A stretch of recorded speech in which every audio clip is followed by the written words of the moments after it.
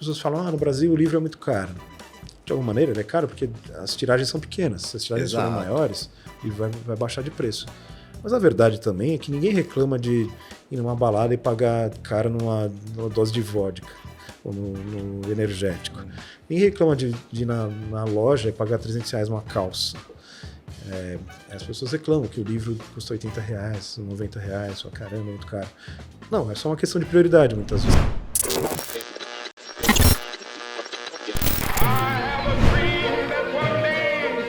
Everyone needs a coach. Thank you to all my wonderful teachers. Is the most powerful. I need inspire me. But it's quite true. Your time is limited. Yes, we can. Thank you. Olá, seja bem-vindo ao Comunica Play, o seu encontro com a comunicação, a habilidade mais valorizada e desejada no mundo. Aqui você tem contato com grandes comunicadores e profissionais fora da curva que têm muito a agregar na sua vida e carreira. Eu sou Edgar Caetano, especialista em comunicação e oratória e host deste podcast. Se você é novo por aqui, não esqueça de seguir a gente no Instagram, @comunica.play e Edgar Caetano Oficial. E se você está no YouTube, já curte esse episódio e assina o canal para não perder nenhuma novidade. O Comunica Play está no Spotify em áudio e vídeo, no Deezer e nas principais plataformas de podcast. E claro, você pode compartilhar os seus episódios favoritos com os seus amigos e permitir que esse conteúdo chegue ainda mais longe. Estamos de volta, começando mais um episódio do Comunica Play. Dessa vez, trazendo uma pessoa que eu tenho muita admiração. Vocês estão vendo aqui esses livros que gentilmente eu recebo desta pessoa que está na minha frente aqui. Eu não vou falar muito dele, porque ele vai se apresentar, mas ele é responsável por essas obras de arte chegarem ao Brasil com essas capas incríveis e com conteúdo único, num formato surreal de aprendizagem. Remodelou o mundo editorial, do meu ponto de vista, e ele vai falar um pouco mais sobre isso. Rodrigo Simonsen. Que prazer te receber, obrigado por aceitar esse convite. Você que eu sei que tem uma agenda aí extremamente concorrida, que honra te receber aqui na Casa da Comunicação.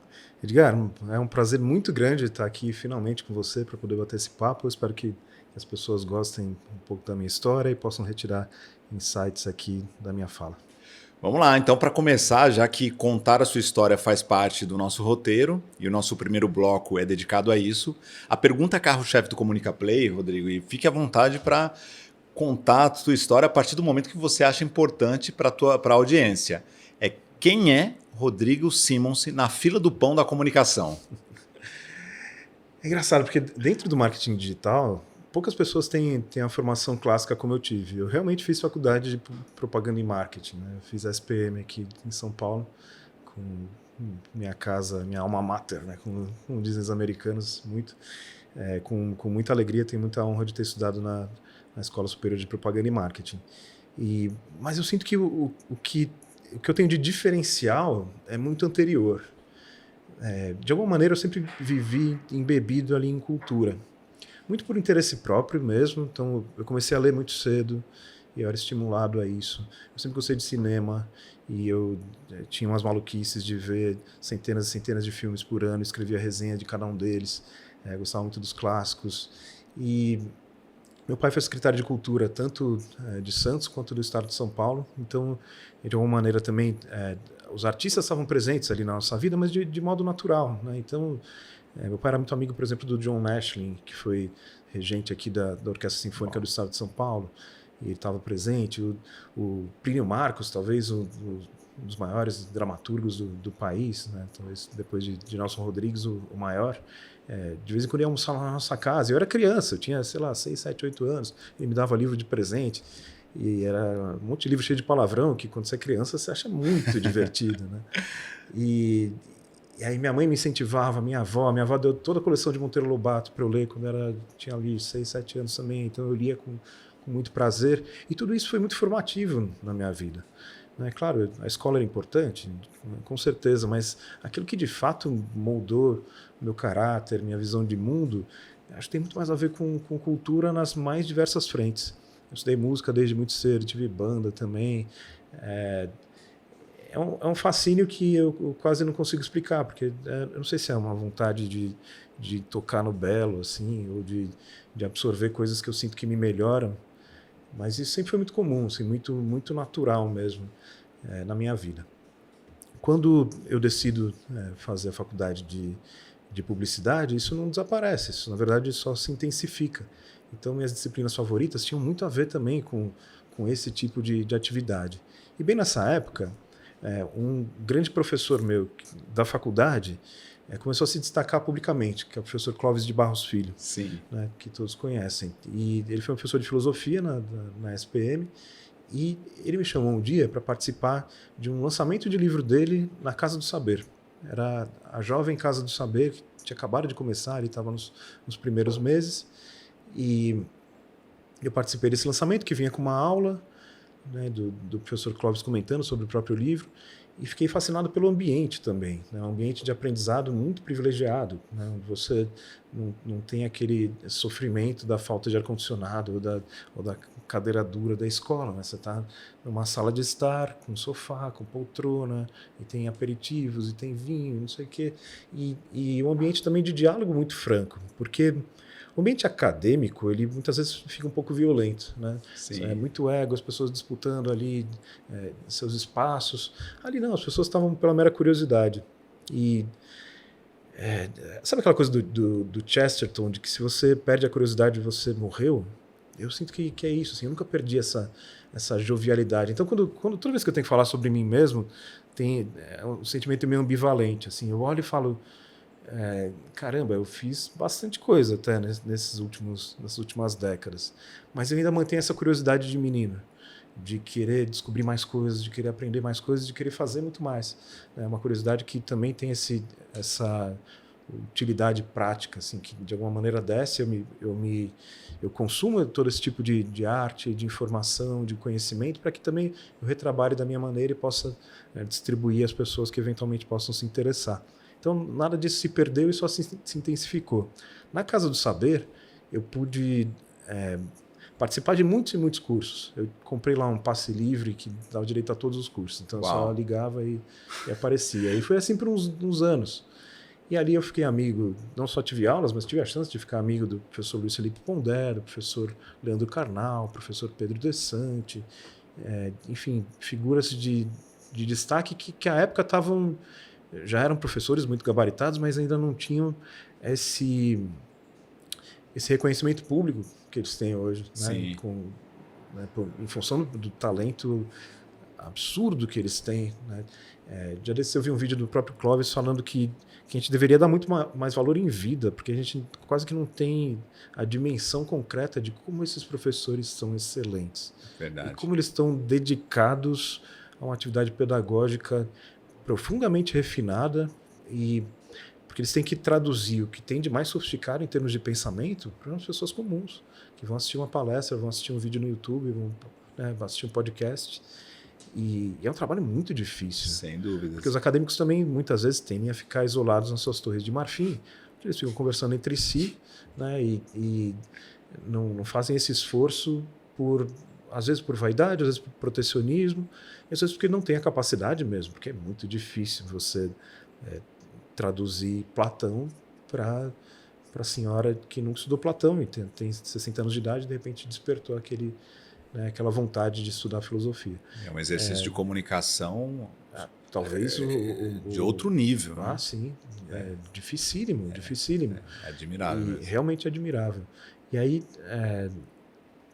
A Casa do Saber teve muito papel nessa minha formação. Porque ali também eu descobri o professor Pedro Paulo de Sena Madureira, que foi o meu grande mentor no mundo editorial. Ele foi um editor excepcional ali no Brasil da década de 70, década de 80, trabalhando em algumas das grandes editoras e fundou algumas das grandes editoras do país. É um editor culto por excelência, assim, tinha esse conhecimento literário muito profundo desde jovem e realmente mudou a forma de se pensar livros, pensar o lançamento de clássicos no Brasil. Muito do que a gente lê hoje é tributário do que ele trouxe ali nesse período. E eu fiz vários cursos dele ali na Casa do Saber, também pude ficar amigo dele. E aí acendeu essa luzinha. Eu falei, tá, eu gostaria de aliar tudo que eu aprendi de comunicação, de marketing na faculdade, com esse universo da cultura, dos livros, do aprendizado e do saber. E aí o caminho para o universo editorial pareceu o mais adequado. Na mesma época, o professor Pondé me chamou para fazer um mestrado com ele em Ciências da Religião, na PUC. E eu ia estudar Filosofia da Religião, eu gostava do tema e continuei estudando, mas apesar de eu trabalhar em agência de publicidade na época, eu já estava mirando o mercado editorial, só não sabia muito bem como entrar. Foi quando surgiu a primeira oportunidade de trabalhar como tradutor. Traduzi algumas obras de filosofia, é um trabalho árduo, né, porque às vezes você passa meses e meses convivendo com o mesmo livro o dia inteiro, né, para verter ali para a nossa língua. É um trabalho de comunicação também complicado, porque toda tradução é uma traição de algum jeito, né? Você não tem como replicar perfeitamente o idioma de origem, mas você tem que fazer justamente essas adaptações que deixam o texto fluido, deixam o texto agradável na língua de chegada. Então, foi um exercício muito, muito potente para mim, e foi esse primeiro passo dentro do mercado editorial. Pouco tempo depois, eu fui editor assistente de uma editora, e depois resolvi montar minha editora também, já como editor, como publisher, e foi aí que me aproximei do mercado digital. Foi a descoberta ali por volta de 2015, mais ou menos. Eu já tinha começado um pouquinho antes, mas foi quando justamente o universo digital começou a florescer mesmo no país. Chegaram da forma de lançamento, né, do Érico Rocha, e os meios também começaram a ser possíveis. Então, eu trabalhava muito com crowdfunding, né, que eram aquelas plataformas de financiamento coletivo, que é uma solução extraordinária, porque foi a primeira vez que eu comecei a vender algo para além dos próprios livros. Então, você vendia o livro, mas também o livro com uma aula junto, o livro com uma solução diferente, um brinde, uma mentoria do próprio autor. Ainda era algo obscuro e que eu estava tateando, mas eu sinto que muito daquilo que eu apliquei na H1 nos últimos anos, a gente já vai chegar nela, surgiu ali nessa época. E foi um momento muito frutífero para mim também. Eu pude publicar coisas bastante relevantes. Um livro nosso saiu na capa da Veja, teve Estadão, teve Folha, veículos de comunicação realmente poderosos. Mas foi um momento também de muita crise no mercado editorial. E meus dois principais clientes, uma livraria e uma distribuidora, quebraram nessa época. E aí, com isso, eu também fiquei muito fragilizado em termos de editora, porque ainda é livro no Brasil, e livro é complicado. Você precisa de tiragens muito grandes para poder ter uma margem um pouquinho maior.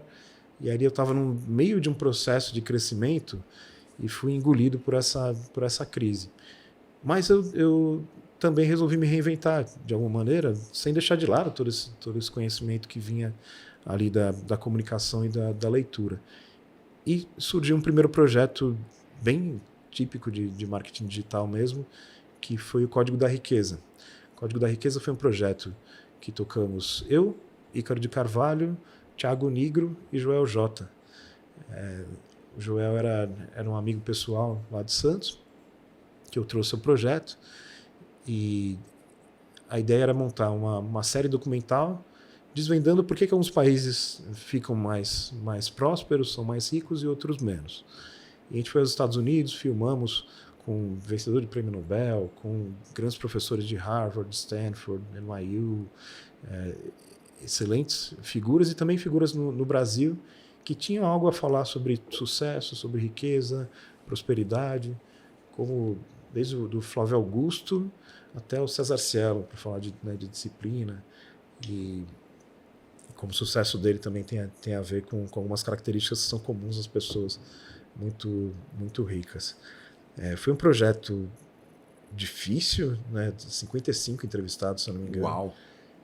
E que nos tomou um ano inteiro.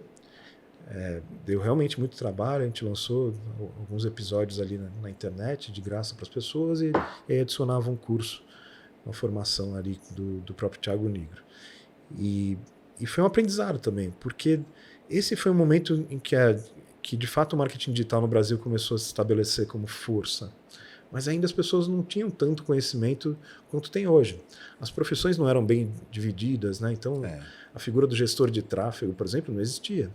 Tinha alguém que cuidava dos anúncios, tal, mas era algo muito menos especializado. A figura do social media também não existia. Então meio que todo mundo fazia um pouco de tudo e foi desafiador e um grande, grande aprendizado. Por conta desse projeto, no ano seguinte eu participei do lançamento da Avenue Securities, que hoje uma parte dela foi comprada pelo Itaú, é a maior corretora brasileira fora do país, né, para quem quer fazer investimentos estrangeiros, e o plano deles era lançar a corretora com um documentário também, documentário que mostraria por que o Brasil se globalizou em tanta coisa, né, foi avançando, e a gente lembra bem dessa época ali, no meio dos anos 90, em que, sei lá, para você ter um boné da NBA era muito difícil, você tinha que importar as coisas, né? O moletom da Gap, as coisas que a gente queria naquela época. E em algum momento tudo foi se globalizando, tudo foi ficando muito mais fácil nesse sentido, e o Brasil globalizou em tudo, menos nos investimentos. Então o brasileiro sempre ficou restrito a produtos financeiros muito de baixa qualidade e com menos variedade, né? O fato de que você não podia investir até pouco tempo atrás nas maiores empresas do mundo, que estão listadas na bolsa, principalmente nos Estados Unidos, era um absurdo. Então, como é que você protegia seu patrimônio, como é que você desenvolvia seu patrimônio se você só tinha as mesmas empresas, poucas que estão, né, regionalizadas aqui no Brasil? A Avenue veio com esse diferencial, você pode comprar ação da Apple, do Google, da Microsoft e tudo mais, e eles queriam esse documentário como um grande abre-alas. E foi isso que a gente fez, também um ano de trabalho. Esse eu fui o diretor mesmo, mesmo esquema, fomos aos Estados Unidos, mas já com uma equipe muito maior. A equipe do Código da Riqueza foi bem guerrilha, assim, a gente levou a câmera debaixo do braço e a gente ia fazendo o que dava.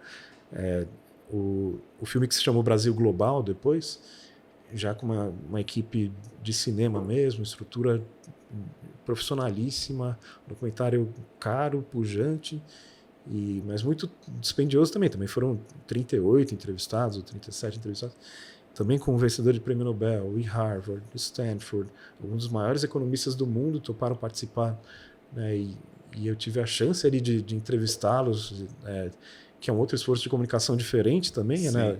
É muito do esforço de escutatória, né, como se diz hoje em dia, de você ouvir, captar o que as pessoas estão querendo dizer e fazer interferências pontuais, mas que direcionem para aquilo que você precisa para o documentário, né?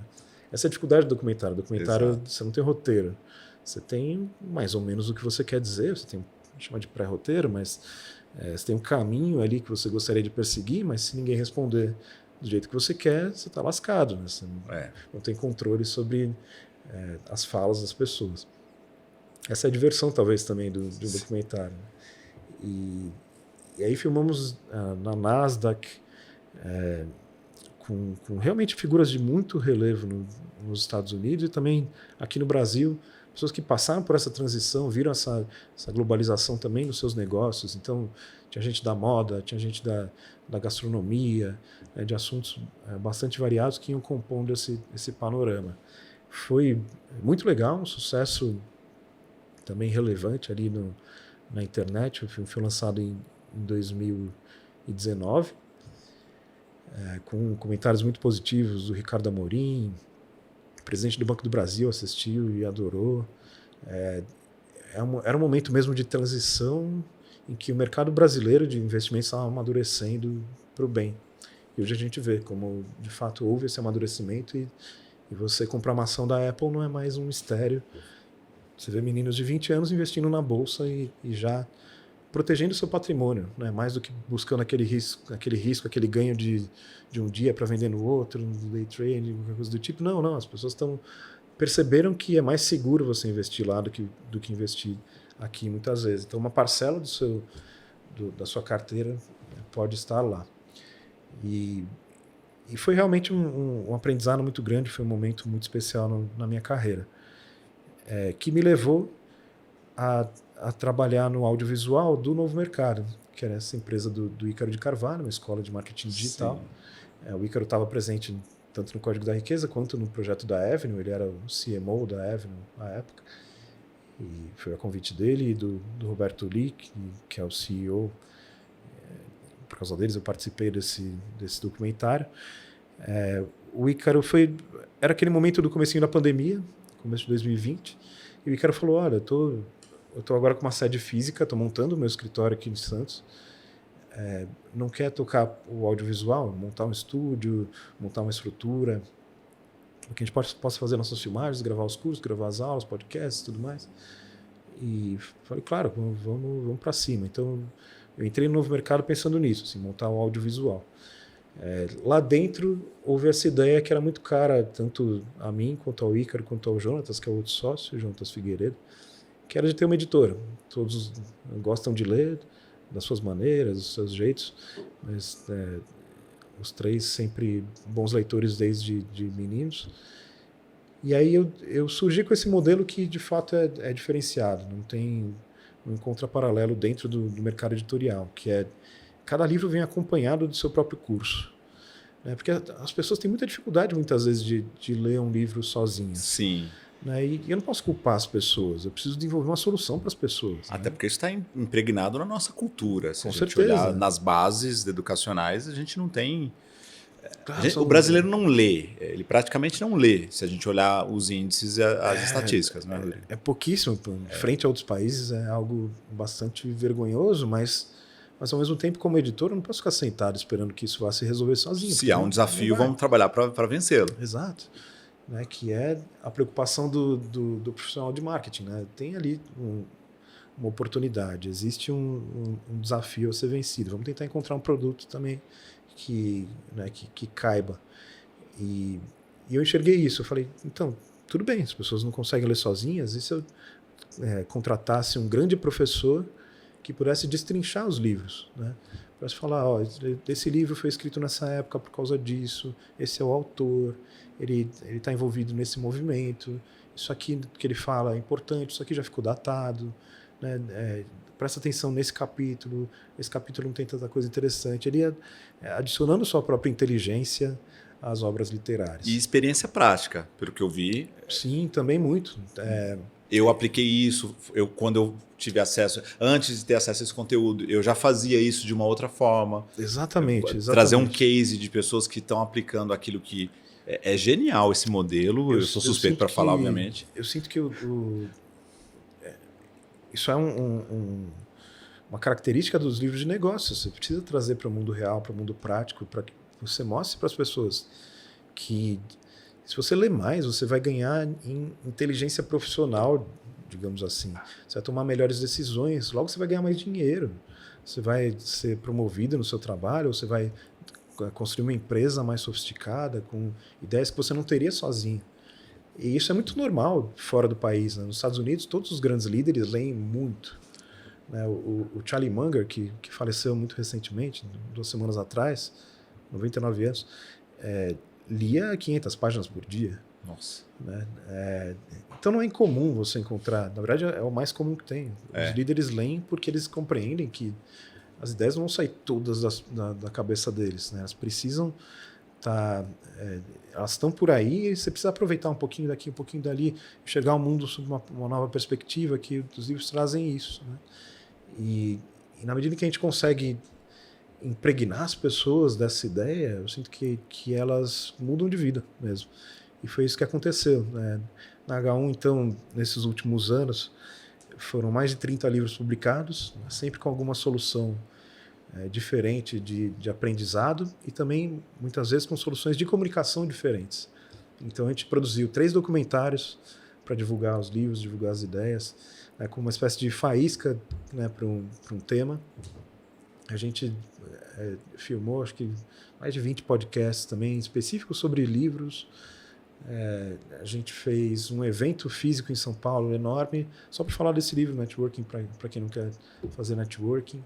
Então, era um evento de networking que ensinava a fazer networking também. Então, foi algo muito diferente. Então, sempre trazendo esse olhar diferenciado que também é proporcionado não só pela nossa expertise de saber lidar com o marketing digital, mas também pela margem. O fato de que uma solução dessas pode ser um pouco mais cara, as pessoas Sim. pagam mais, né? Tem um serviço de valor agregado gigante. Sim, e experiência. perceptível, as pessoas entendem. Todo mundo com quem eu conversei falava isso. Tem as pessoas que leem sozinhas e não precisam do curso, e ótimo, Ok. não precisam comprar o curso. Mas muita gente virou e falou, Simonsen, eu não lia nenhum livro, por causa da H1 hoje eu leio 10 livros por ano. Caramba, que vitória absurda. Porque 10 livros por ano já é uma média de país, né, de primeiro mundo. E muitos deles elogiando justamente isso, esse acompanhamento, essa inteligência, isso que a gente trouxe com os produtos digitais associados, mas também que a gente tentou deixar muito claros no livro em si. Então, os livros de negócios no Brasil, muitas vezes são de qualidade mediana para baixa. As capas são feias, o papel é ruim, as fontes não são adequadas, né? O miolo é complicado, as traduções não são boas. Então, A ilustração é ruim. Tem de tudo. E tudo é comunicação. E aí a gente realmente quis trazer um aspecto estético para o livro, para que as pessoas... E aí não é frescura, não é algo só para deixar bonitinho, para você colocar na estante. De fato, tem uma função, é que você consiga submergir mais, né? Que você consiga imergir mais no conteúdo do livro. Ele é atrativo, ele é gostoso, o objeto é bacana, tem uma textura boa, as ilustrações são legais, né? Tudo concorre para que você leia mais, leia melhor também. Então, ninguém no universo dos negócios faz livros assim. A gente inaugurou também essa categoria de livros premium, né, para o mercado de negócios. E pela nossa experiência, que é de uma editora crescente, que vem vendendo cada vez mais livros, aqui existe mercado para isso. As pessoas falam, no Brasil o livro é muito caro. De alguma maneira ele é caro porque as tiragens são pequenas. Se as tiragens forem maiores, o livro vai baixar de preço. Mas a verdade também é que ninguém reclama de ir numa balada e pagar caro numa dose de vodka ou no energético. Ninguém reclama de ir na loja e pagar R$300 uma calça. As pessoas reclamam que o livro custa R$80, R$90, caramba, é muito caro. Não, é só uma questão de prioridade muitas vezes. Sim. Né? Isso porque você está falando de coisas acessíveis. Se a gente for falar, por exemplo, do iPhone.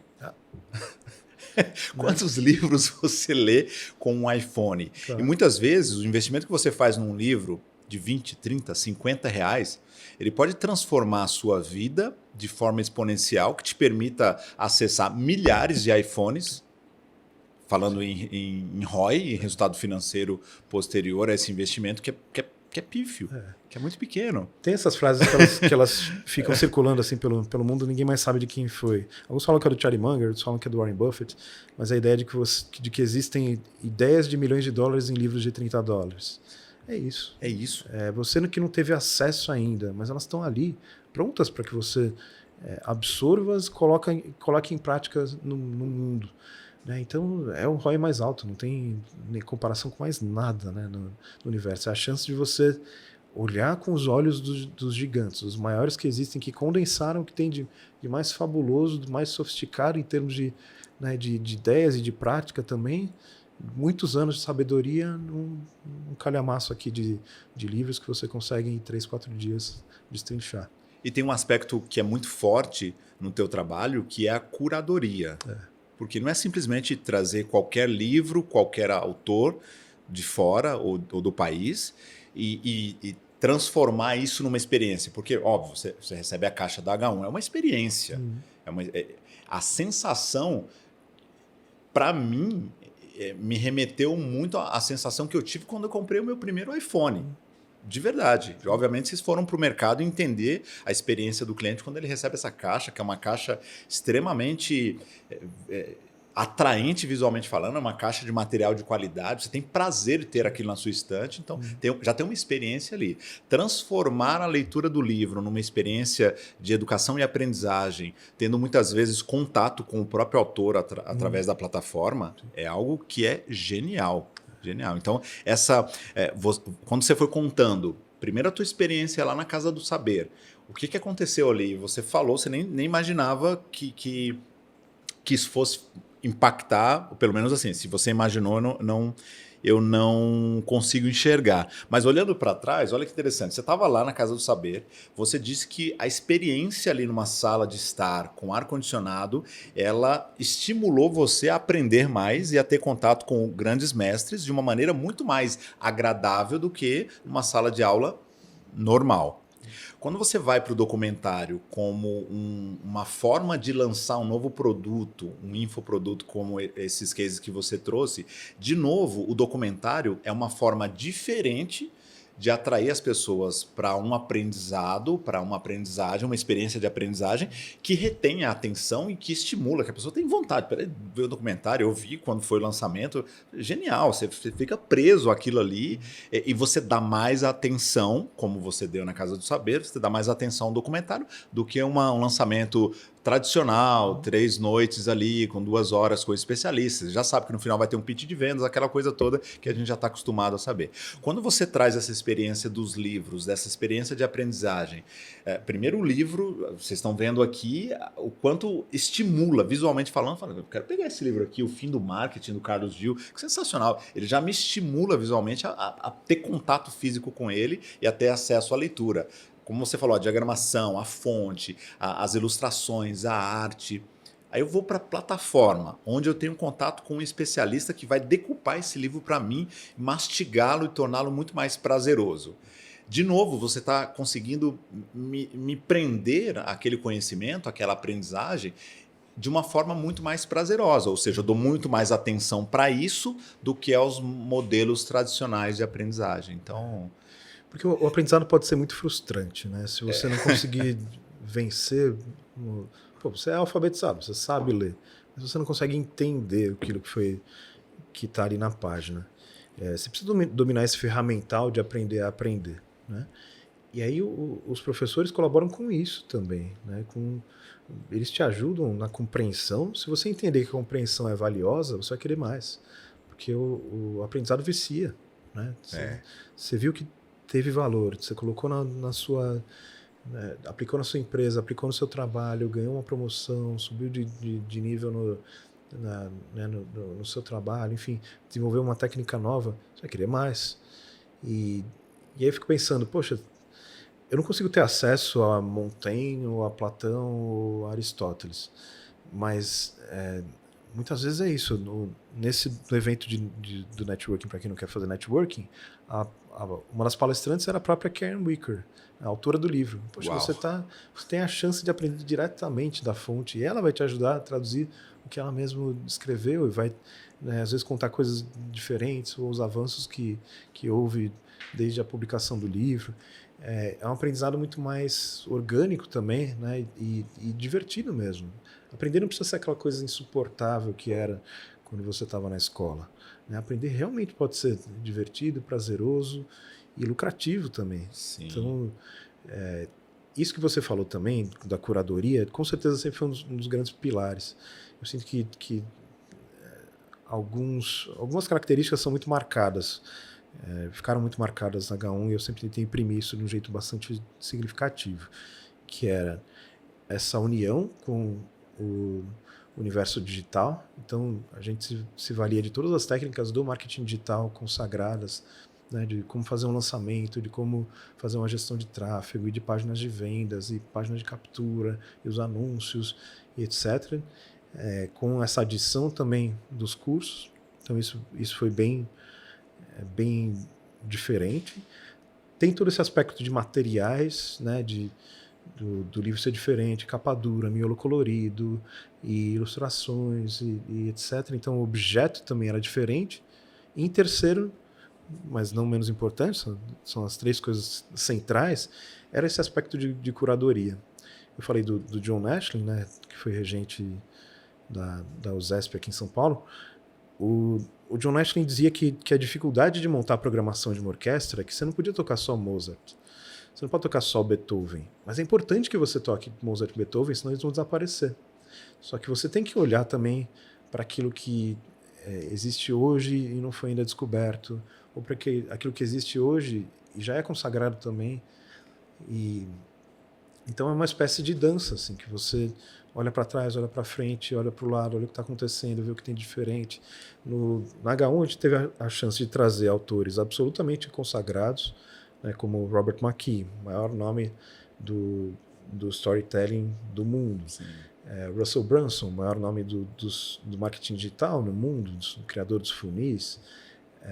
O Seth Godin, a gente fez 3 livros do Seth Godin, né, talvez o grande nome do marketing contemporâneo. E a gente olhou para trás também, Al Ries e Jack Trout, os inventores do conceito de posicionamento, né, talvez o conceito de marketing mais importante de todos, né? E a gente trouxe também com as 22 leis imutáveis do marketing. Mas eu também trouxe, por exemplo, esse livro, Marketing de Influência. Um livro que acabou de sair de um tema absolutamente contemporâneo, né? Os influenciadores e como eles podem ajudar no seu negócio. A gente trouxe a Bernadette Jua, que também está aqui, fez 2 livros dela. A Bernadette é uma autora pouco conhecida, mas muito, muito valiosa, que foi uma descoberta que eu falo, puxa, que legal poder trazer isso para o povo, né, pro povo brasileiro, para que o público descubra algo que é uma pérola, que às vezes está escondida por motivos variados. E também estimulando a produção de autores nacionais, né? A gente publicou a Roberta Santos, a gente está publicando agora a Sabrina Nunes, a gente fez alguns autores, Álvaro Machado Dias também publicou conosco, enfim, sempre buscando obras de alta qualidade, de temas que são contemporâneos ou de temas que são fundamentais, e as pessoas precisam aprender um pouco mais. Às vezes descobrindo aquele livro central de um tema que nunca apareceu muito bem no Brasil. Então, networking, por exemplo, tem poucos livros de networking. Sim. Caramba, é um tema que eu acho realmente muito relevante. Então, deixa eu tentar fisgar o melhor livro que eu encontrar desse tema. Vamos ver se eu consigo trazer. Aí a gente traz e lança. É o trabalho que eu mais gosto de fazer, porque na minha cabeça existe um grande panorama, assim, e os livros vão se tocando, um vai, de alguma maneira, estar relacionado com o outro. Sim. Né? E se você descobrir isso, você vai ter uma vida muito mais completa, muitas vezes. Você está criando uma teia de livros, uma rede e de conhecimento. de conhecimento. De conhecimento. Isso, um livro que fala de marketing de permissão, por exemplo, vai impactar num livro como O Fim do Marketing, que compreende esse conceito e atualiza esse conceito. Fala, então, no mundo de hoje, a propaganda daquele jeito interruptivo que a gente sempre conheceu, hoje está em baixa. Você compra muito mais se você vir um influenciador falando muito bem de um produto do que se você está no meio do seu futebol e aparecer uma gritaria, uma propaganda ali no meio. Então, querendo ou não, são livros que estão perfeitamente conectados, apesar de estarem dispersos no tempo, distantes no tempo em 20 anos. Então, é legal observar como tudo isso, de alguma maneira, se conecta com essa intenção mesmo, de que as pessoas possam ter uma vida profissional mais do que pessoal, mas muitas vezes pessoal também. Tem livro de investimentos que falam de felicidade, etc. É muito mais rica e possam tomar melhores decisões, fazer melhores escolhas. É isso que eu sempre tenho em mente. Sensacional. Eu continuaria te ouvindo aqui por horas para entender um pouco mais de como que você construiu esse repertório e como que você lançou. Foram quantos livros até agora? Mais de 30 já. Mais de 30 livros. Uau. Vamos falar sobre networking, que aliás é o tema desse livro que você trouxe, Networking, para quem não quer fazer networking. É isso. Achei genial a provocação desse livro. E por que você resolveu trazer esse tema para esse segundo bloco, Rodrigo? Eu sempre compreendi que networking é uma das moedas mais valiosas no seu universo profissional. E as estatísticas comprovam isso que eu sempre percebi desde garoto. Mais de 80% das vagas de emprego são preenchidas por meio de networking. Alguém que conhece alguém, que recomenda alguém, e aí ou você vai chamar alguém para trabalhar com você, poxa, é natural que você chame alguém em quem você confia, né? Não é absurdo pensar que essa é uma tática comum, na verdade ela é bem racional mesmo. E aí quando a gente tenta compreender melhor o que é networking, a gente esbarra numa antipatia das pessoas pelo networking. Mas aí eu fico pensando, e é muito essa ideia é muito tributária desse livro e de outras coisas que eu li também. Talvez o que a gente esteja repelindo seja o mau networking. É aquele networking que é interesseiro, onde você já vai pensando em que tipo de vantagem você vai conseguir absorver ou obter de uma pessoa X ou Y. Esse é o pior tipo de networking. É o networking que as pessoas realmente não gostam, que quem faz se sente mal e quem é o objeto desse networking também se sente mal. Às vezes se sente obrigado a fazer uma coisa que não quer fazer, né? Se sente pressionado a fazer algo que não quer fazer. Existe uma definição de uma outra autora que a gente publicou também num livro chamado Longo Prazo, a Dory Clark. A Dory fala do networking de horizonte infinito, no qual você se conecta com uma pessoa sem ter nenhum interesse. Vocês têm muitas vezes gostos em comum, ou você tem interesse em comum, mas você não tem interesse objetivo de eu vou procurar aquela pessoa, vou tentar me aproximar dela porque eu quero uma vantagem específica, porque eu quero entrar na empresa dela, porque eu quero trabalhar com ela. Não, você só vai se conectar sabendo que você pode colaborar com alguma coisa. Então, para mim, networking tem muito a ver com isso, com você ofertar aquilo que você tem de melhor, de modo despretensioso. Então, o networking mais poderoso para mim é o networking que não é interesseiro, mas é um networking que é interessado e que é interessante também. Você precisa ser interessante, você precisa ter algo a oferecer, você precisa conseguir olhar para as pessoas e falar como é que eu posso colaborar com a vida dessa pessoa. E aí existem exemplos bastante práticos e bastante simples.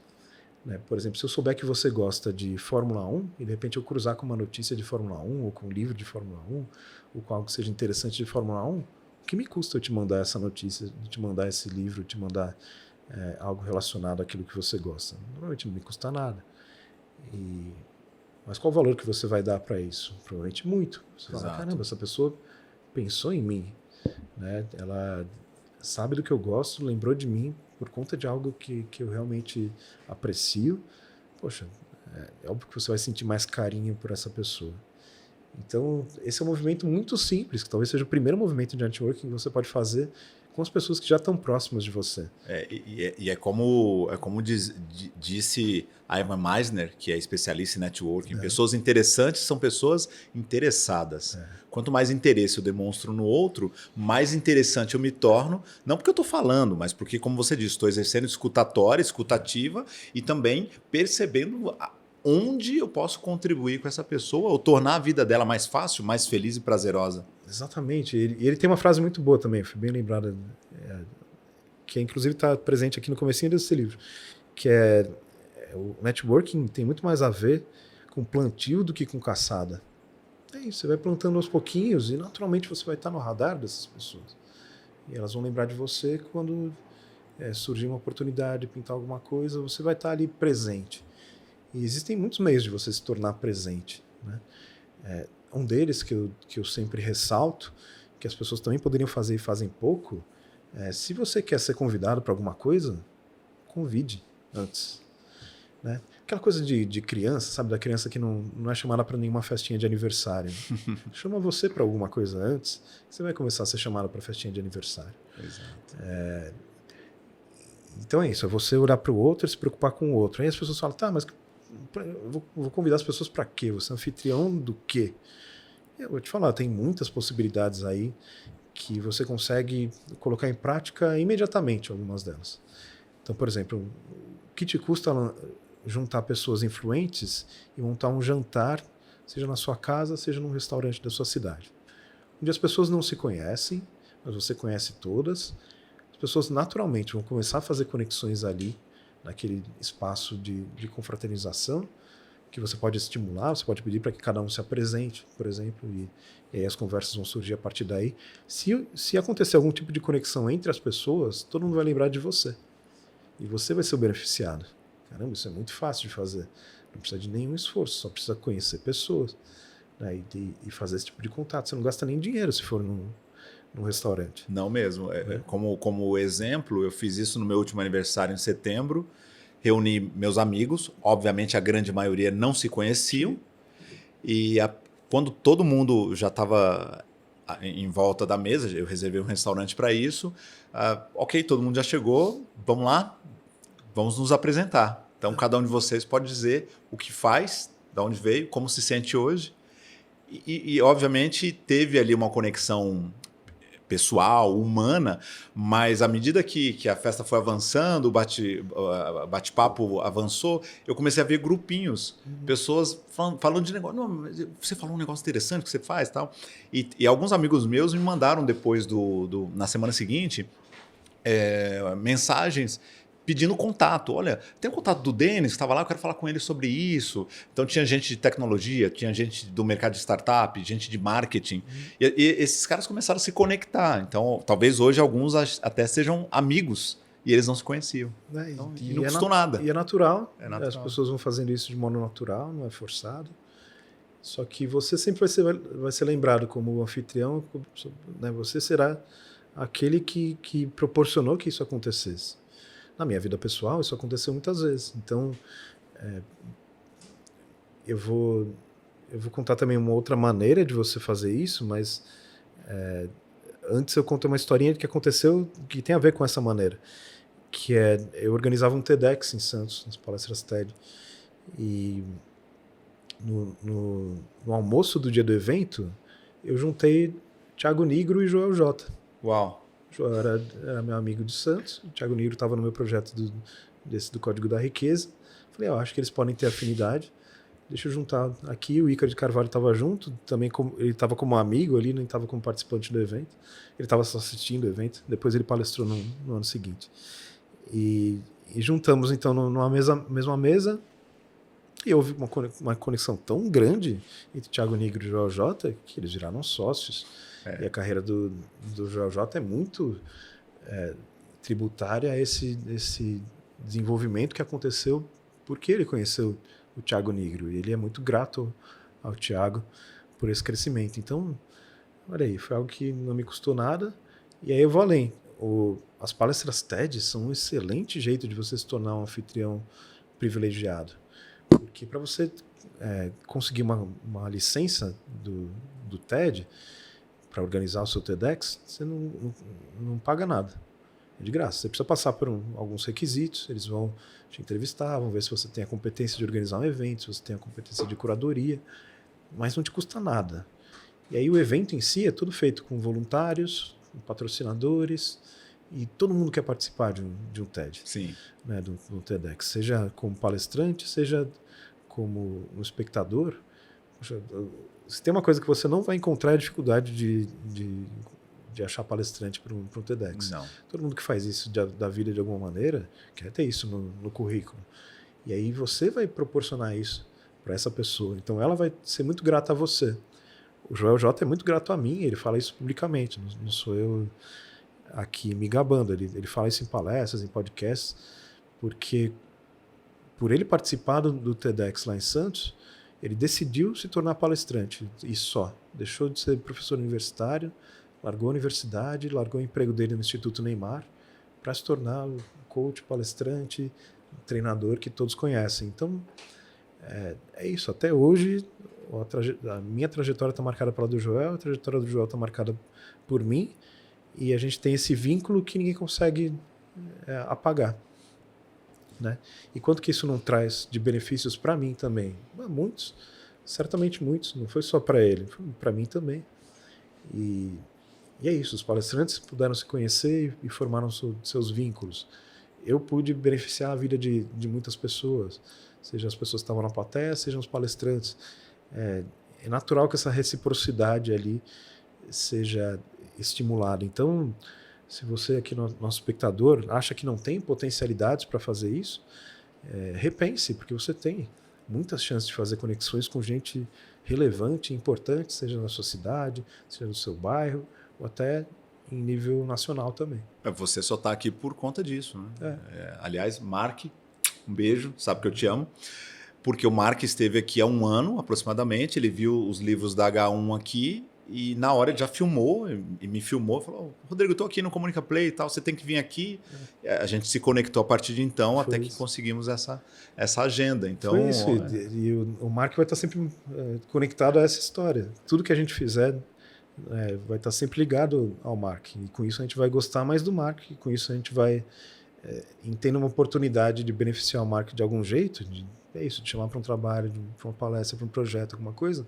É óbvio que ele vai estar ali no topo da escada mental que todos temos, né? Exatamente. Para você que não conhece o Mark, eu tô falando do Mark Tawil. Então, @Mark Tawil, já segue o Mark aí, que é fantástico, um monstro da comunicação. Ele é. Muito bom, muito bom. Quero ouvir mais sobre networking, o que mais você pode compartilhar, porque, como você disse, o networking, de fato, ele tem esse estigma, como vendas tinha também há muito tempo. A gente tinha vendedor, aquele ranço, porque, obviamente, a gente ainda hoje lida com vendedores medianos, medíocres, e com pessoas que fazem networking de uma maneira agressiva, de uma maneira pedante muitas vezes, ou exploratória, predatória. E isso, de fato, incomoda. Claro. Quando a gente traz o networking como ferramenta para desenvolvimento, não só de negócios e de carreira, mas de vida, isso é uma quebra de paradigma, porque as pessoas ainda acreditam que networking é ir num evento e distribuir cartão. E vai muito além disso, e não precisa ser algo tão superficial quanto entregar um cartão. Não, certamente não. Networking realmente tem a ver com o vínculo que você consegue formar com as pessoas, que muitas vezes são vínculos em função de interesses em comum, né? Natural. As amizades surgem assim, muitas vezes, né? As conexões mais profundas surgem assim. Então, por que você não pode estimular isso de maneira até intencional? E aí vem uma outra dica que eu dou para vocês. Né? Você consegue ser intencional sem ser invasivo, sem ser, né, esse chato do evento que vai ali querer algo imediatamente. Existe uma lição também da Dory Clark que ela fala, não peça nada antes de 1 ano. Né? Deixa a coisa amadurecer, depois você pede alguma coisa, se for o caso. Né? Deixa que você de fato tenha um vínculo mais aprofundado. Só que isso não te impede de ser um pouquinho intencional também, do tipo, você entende que existem algumas pessoas que são importantes no seu setor. E a sua preocupação primeira tem que ser, como é que eu posso ajudar essas pessoas? Essa é uma mudança de paradigma importante. Não o que elas podem fazer por mim, mas o que eu posso fazer por elas. O networking como ato de serviço. Essa é a primeira preocupação. Mas você tem que mapear essas pessoas também. Então, o que eu falo para as pessoas é, monte uma pirâmide. Primeiro, as pessoas que estão mais ou menos no mesmo patamar que você. Mas que você precisa lembrar que elas existem o tempo todo. Então, para justamente você fazer isso, mandar um livro de presente. Por que eu falo sempre de livro? Não é só porque eu produzo livros. É que livro é um presente tão magnífico que se a pessoa de fato lê o livro, ela vai lembrar de você para sempre, muitas vezes. É um convívio muito diferente daquele que você tem com uma caixa de chocolates, ou com um vinho, ou com um brinco ou um sapato. Não, cara, um livro realmente pode mudar a vida de alguém. E se mudar a vida de alguém, você vai estar lembrado por esse convívio ali com a obra literária. Então, e é um jeito também de você demonstrar que você percebeu alguma coisa sobre a pessoa.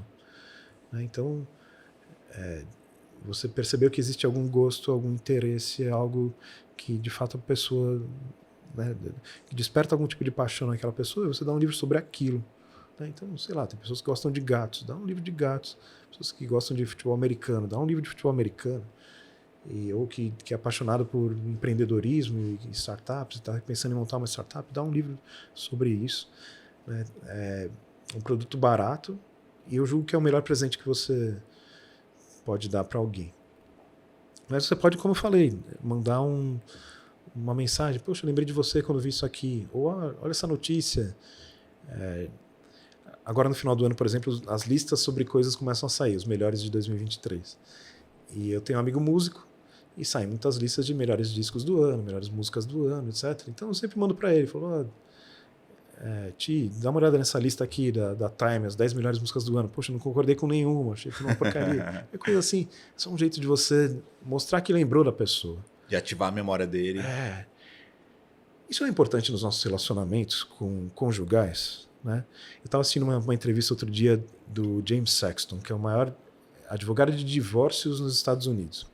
Ele contava uma história muito interessante, que era... ele perguntou para uma mulher, quando você acha que ele perdeu o interesse por você? Quando você sentiu que o relacionamento tinha acabado? Ela falou, por causa da granola. Que granola? Ela falou, então, eu gosto de um tipo específico de granola que vende só num supermercado aqui perto de casa. E toda vez que a granola estava acabando, ele já repunha a granola. Já tinha a granola nova ali, para que eu nunca precisasse me preocupar com a granola. E aí chegou um dia que a granola acabou e nada aconteceu. Eu falei, ele deve ter esquecido. Vou esperar mais uns 2 dias. Nada aconteceu. Aí ela falou, vou deixar o pacote fora, o pacote vazio assim à vista, para ver se ele se lembra. E nada aconteceu. Ela falou, nesse momento eu percebi, ele não gosta mais de mim. Uau. É um negócio tão simples, mas é revelador, né? Porque são essas pequenas demonstrações de amor e de afeto e de carinho que fazem com que a pessoa se sinta muitas vezes amada, querida ou desejada. Isso também vale para os seus amigos, para as pessoas com quem você quer se relacionar profissionalmente ou fraternalmente, né? Então, se você se preocupar um pouquinho com a pessoa, ela vai se sentir querida e vai gerar um sentimento positivo com a sua pessoa. Então, monte uma lista que na base da pirâmide estão essas pessoas. Então, mais ou menos, são pessoas com quem você já tem algum, ou, sei lá, trabalhou com você no escritório, ou que você conheceu, mas não é um amigo muito próximo, e faça esse tipo de coisa. E aí vá subindo também de degraus, e aí no meio da pirâmide, pessoas que realmente são influentes no seu negócio. Então, pessoas que eventualmente podem te trazer um projeto, um convite para uma fala, para uma palestra, pessoas que podem te chamar para um podcast, que são relevantes ali no seu meio. E aí, anote tudo isso, assim, priorize essas pessoas e faça algo mais especial ainda para essas pessoas. Aí sim, pense num presente especial no final de ano, né? Uma cesta de café da manhã que tem algo personalizado, enfim, pessoas que são ali importantes. E aí, numa hierarquia ainda mais elevada, pense nas pessoas que mudariam sua vida drasticamente de um dia para o outro. São as pessoas que são muito mais inacessíveis, você talvez não tenha nenhum conhecimento, nenhum contato com elas, mas que se de repente elas te notarem, você pode virar o jogo assim de um dia para o outro. E se preocupe em, de alguma maneira, tentar atingi-la, né? Como que você pode, com o seu serviço, melhorar a vida dessa pessoa? Resolvendo o problema da empresa dela, resolvendo o problema da família dela, ofertando o seu serviço de graça. Não sei, você pode ir de muitas maneiras, de modo bastante lateral, assim, sem ser invasivo, mas faça de modo intencional também essa aproximação, não um interesse, mas essa aproximação, oferte aquilo que você tem de melhor.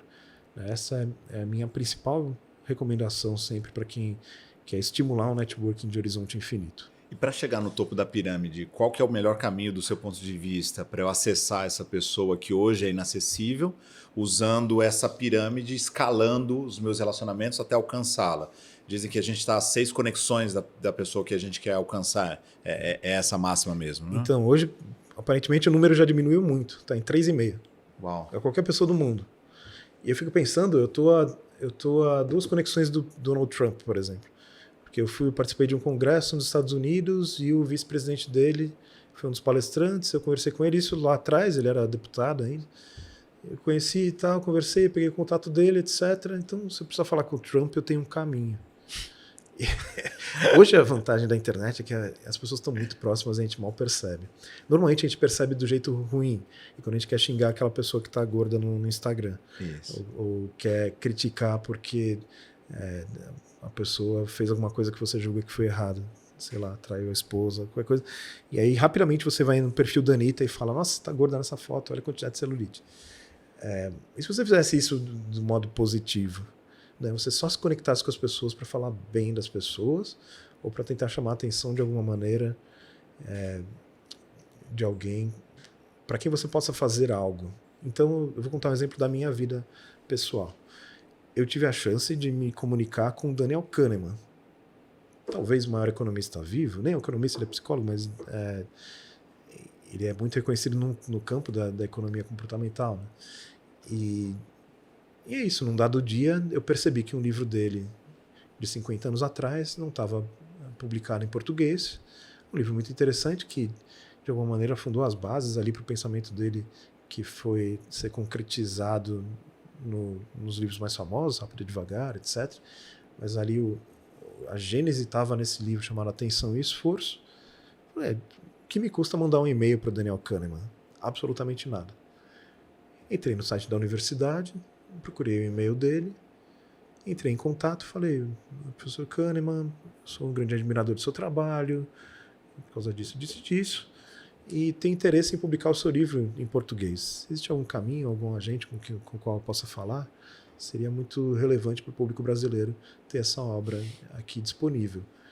E aí eu vou dormir, eu acordo, tem na minha caixa de e-mails um e-mail de Daniel Kahneman. Meu Deus. Não é todo dia que um prêmio Nobel te escreve. É verdade. Mas o que me custou? Nada.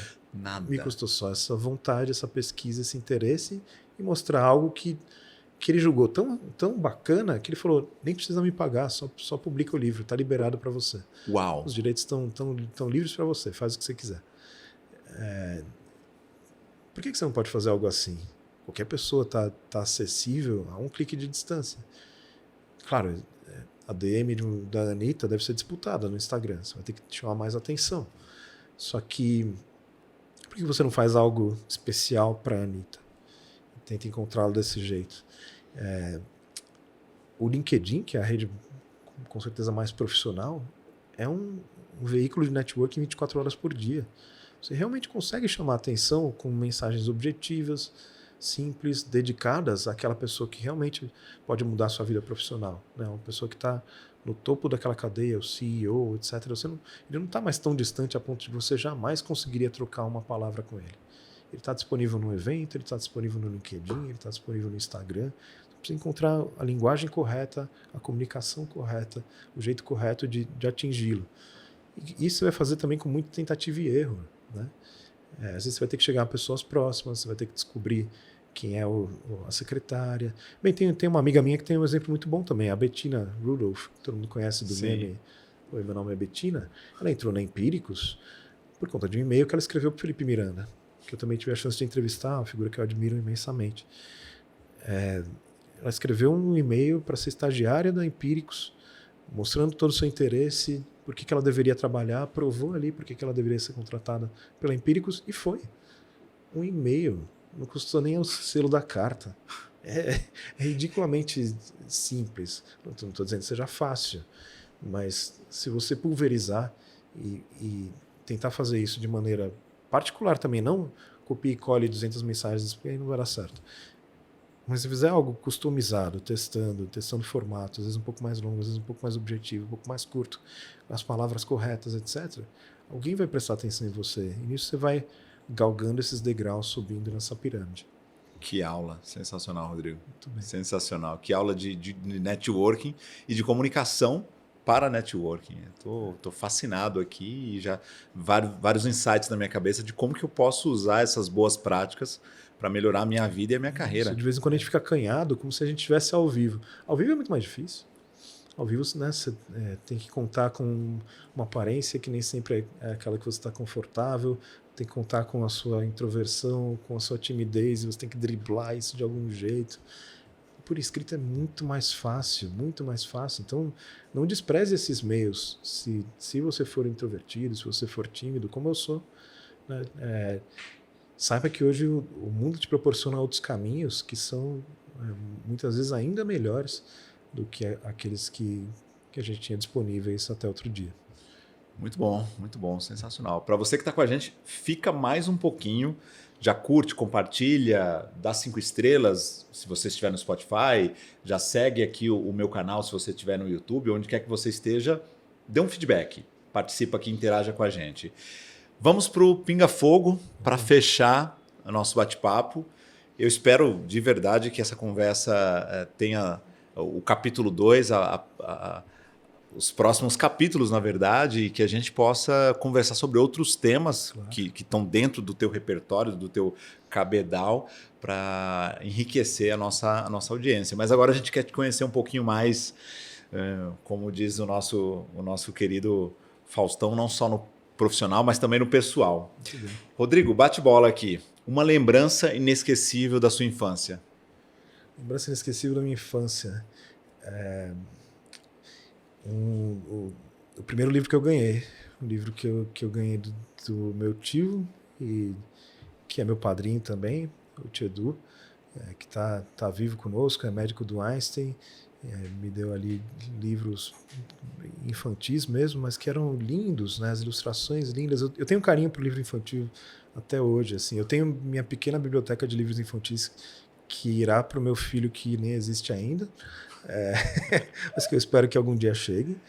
E eu já editei alguns livros infantis também. Eu sinto que...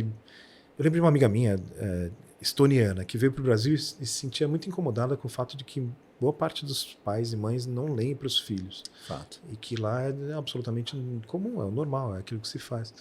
Então eu realmente gostaria de estimular isso de alguma maneira, porque os pais lessem para os seus filhos, né? Ainda que seu filho não seja alfabetizado, você tem esse papel de expansão do imaginário dele. E os livros trazem isso de maneira única, né? Porque você se força a, de fato, ter que imaginar algo que está ali só descrito por palavras. Fabuloso. Um filme que marcou muito você? Um filme... Eu sou um cinéfilo dedicado. E principalmente na minha juventude, eu assistia muitos e muitos e muitos filmes, muitos e muitos, muitos clássicos. Eu sinto que Manhattan, do Woody Allen, é um dos grandes filmes que eu assisti. Eu gosto demais da história, eu gosto demais da fotografia em preto e branco, trilha sonora do Gershwin, aquele jazz mais sofisticado e orquestral. As interpretações são muito boas. E roteiro, né? Os roteiros do Woody Allen são sempre enxutos, né? Lisos, diretos, divertidos, impecáveis. Não à toa, salvo engano, ele é o maior indicado ao Oscar de roteiro de todos os tempos, de roteiro original. Então, Manhattan é um filme simbólico, tem subtemas ali, e até uma coisa meio nietzschiana e tal, que eu adorava pensar sobre isso quando eu era mais jovem. E, enfim, é um filme que, se as pessoas não assistiram, eu recomendo vivamente. Muito bom. Um lugar que te traz boas memórias? Um lugar que me traz boas memórias. É engraçado como nessas horas a gente sempre pensa em coisas familiares, né? A gente não... Tá, posso pensar na viagem que eu fiz. Então vou dividir em 2 lugares. Tem a casa da minha avó, que era esse momento onde eu estava com os meus primos, onde eu podia me divertir nas férias, e que tinha bife à milanesa, e que tinha aquele carinho e afeto da família. E, obviamente, é um lugar muito marcante. Mas, em termos de viagem, eu gosto muito dos Estados Unidos. E aí tem duas cidades nos Estados Unidos que me marcaram muito, que é Nova York e Washington.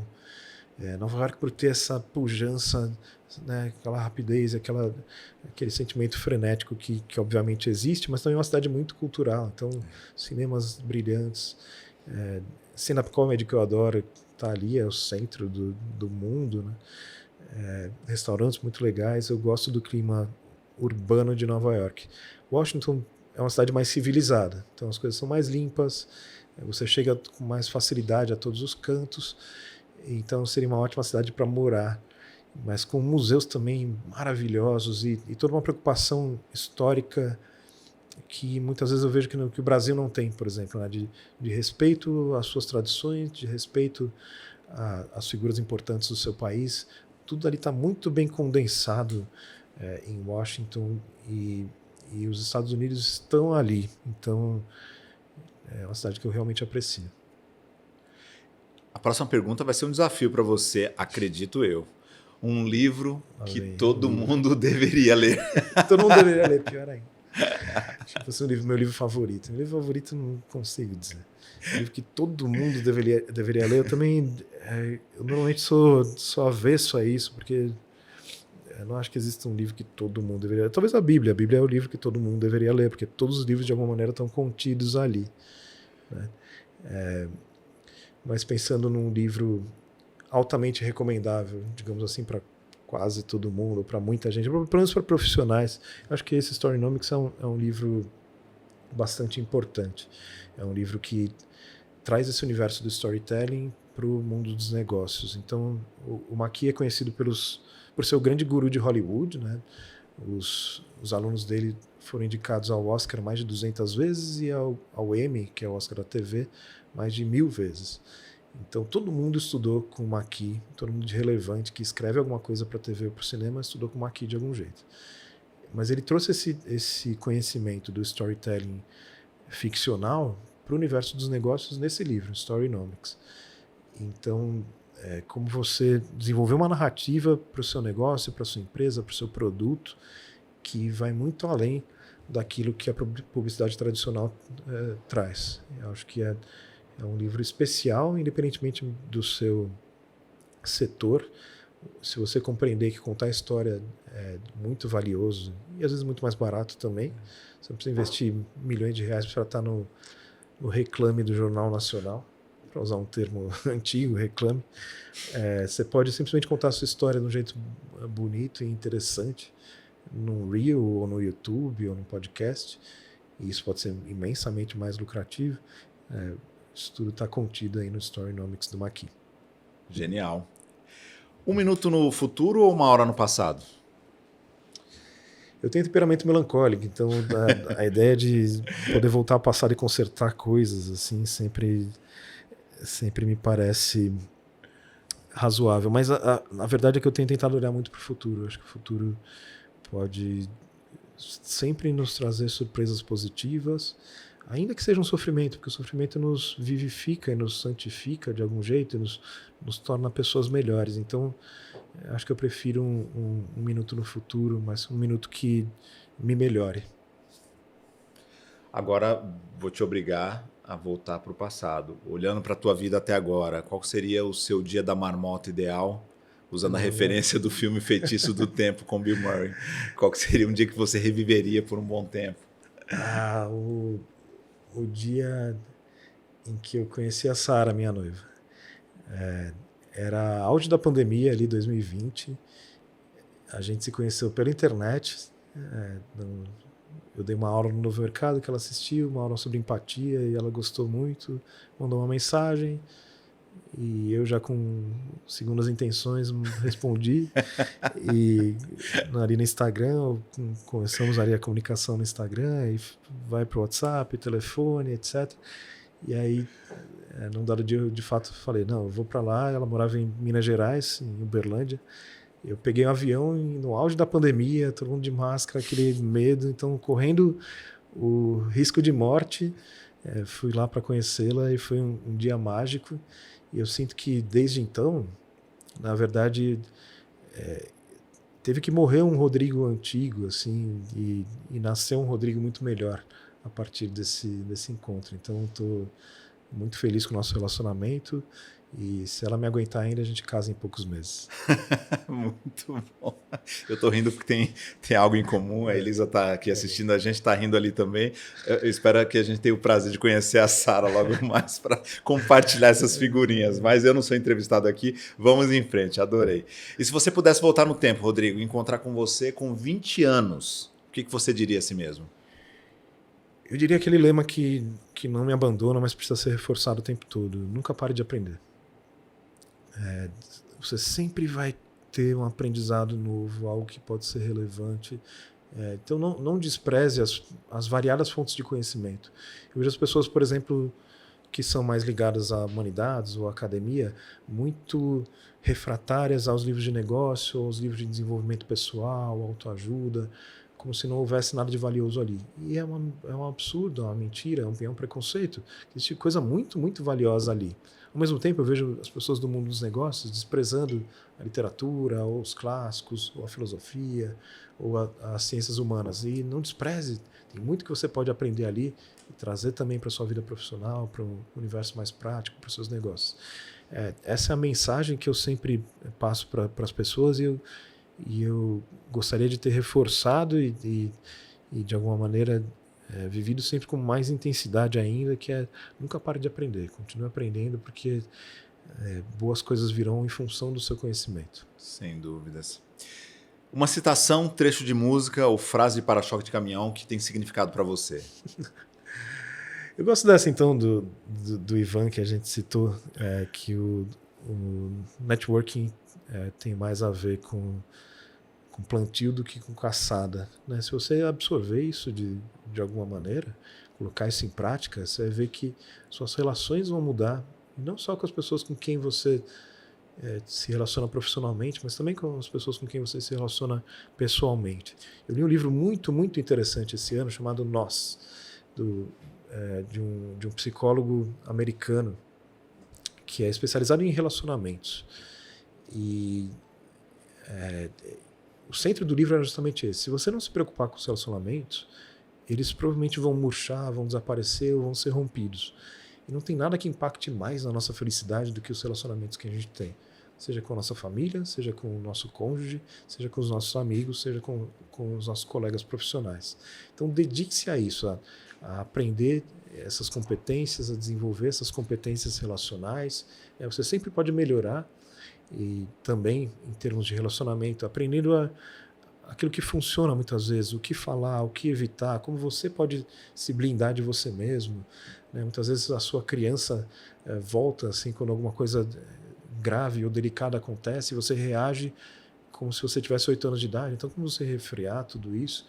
É realmente importante que a gente pense mais sobre relacionamentos para a gente ter um mundo, no final das contas, melhor. Para fechar, já que falamos de networking, quem da sua rede de contatos você acredita que deveria ser entrevistado aqui no Comunica Play? Então, a gente falou dele aqui, e é um amigo muito, muito querido, o Joel J. O Joel, hoje, para mim, talvez em termos de domínio de palco, seja o grande palestrante do Brasil. Eu assisti uma palestra recentemente dele e fiquei muito impressionado como ele está num nível realmente internacional do topo da cadeia. Assim, domínio da presença, o domínio da fala, domínio do gestual e a capacidade de conexão que ele tem com as pessoas, independentemente de quem elas sejam. É realmente muito impressionante aquilo que ele cultivou. Porque eu lembro do Joel 5, 6, 7 anos atrás, que já tinha talento, já sabia se expressar bem, mas ele foi refinando de um jeito que é admirável e que todo mundo tem muito a aprender com o Joel. Então, se tiver uma recomendação, o Joelzão é o cara. Maravilha. Joel, tá convidado. Espero te receber aqui logo mais. Rodrigo, como que as pessoas te acham para continuarem essa conversa agora nas redes sociais, acompanhando seus conteúdos, que são muito inspiradores e provocantes, no sentido da provocação, claro, né? Que eu acho que seus textos são geniais. Obrigado. Eu estou ali no Instagram, @RodrigoSimons. Eu sou um produtor de conteúdo bastante sazonal, de vez em quando, porque ali, de fato, é mais meu hobby do que qualquer outra coisa.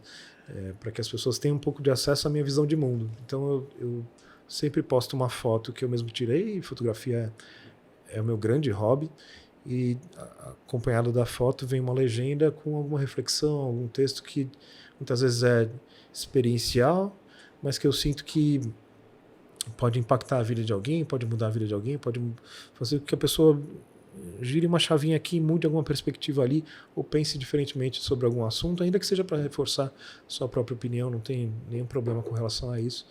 É só uma maneira, às vezes, de citar alguém, também um livro que a pessoa possa buscar, um autor que a pessoa possa buscar, e despertar muitas vezes uma faísca para que a pessoa vá além do próprio texto. Uau! Sensacional. E é bem isso mesmo, é muito inspirador. Bom, vou deixar vocês lerem os textos do Rodrigo, vocês vão curtir com certeza. Rodrigo, obrigado, foi um prazer bater esse papo contigo. Obrigado pela confiança, pelo carinho de ter, e pelo esforço, né, de ter feito essa viagem de Santos até aqui para a gente conversar. Valeu muito a pena, você é uma figura admirável, a gente tem esse contato em comum de um bom amigo que é o Mark Tawil, e é uma alegria poder estar aqui, poder de fato conviver com você, poder saber que você é essa pessoa que eu já imaginava que você seria.